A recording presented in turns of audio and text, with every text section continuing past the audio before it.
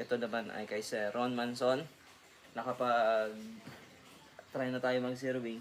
Yung palang kanina, ito yung pinatakan. Ayan, nasa ilalim yan, hindi natin napansin.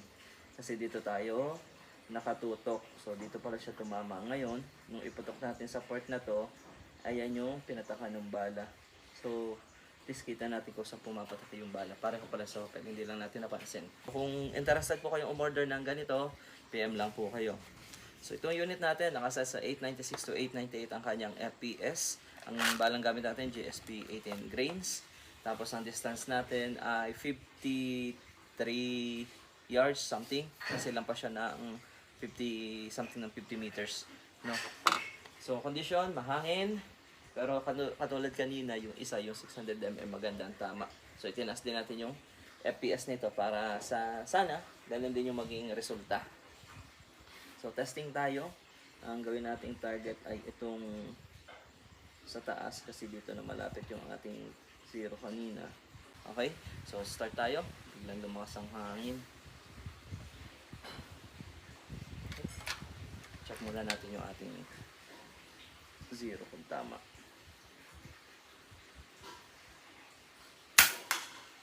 So, ngayon, nasa may ilalim naman siya. So, balik natin.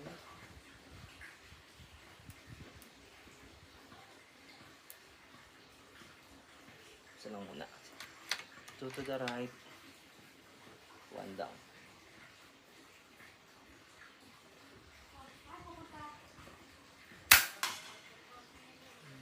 Tumama na siya sa right. Pero yung down, hindi pa natin na-compensate.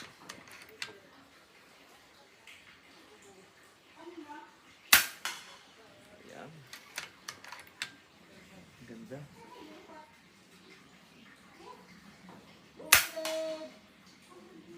Kumanang. Pareho na sila yun. Lumalakas humihina ang hangin.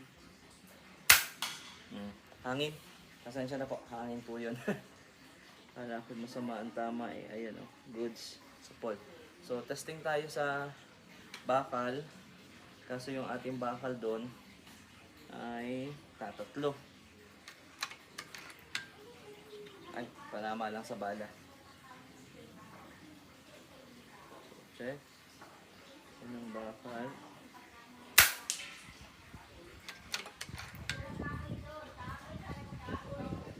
Yan, kumangin naman papunta sa atin.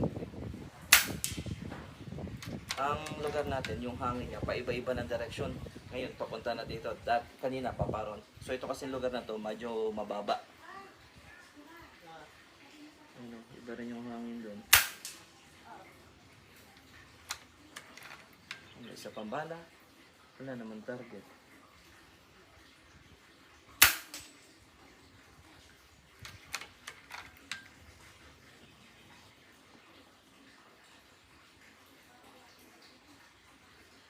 Sa ilalim. Ay, oo. Wala na nga palang ano yan. Wala na siya yung ano, yung ibon. Lumipad na talaga. So, yan sir. Goods ang iyong unit. Congrats po. Tingnan natin kung malaking binawas sa hangin. Kaunti lang. So, yun. Laki ng karga nito pagpapadala natin. So, ayan sir. Ang iyong unit. Thank you po.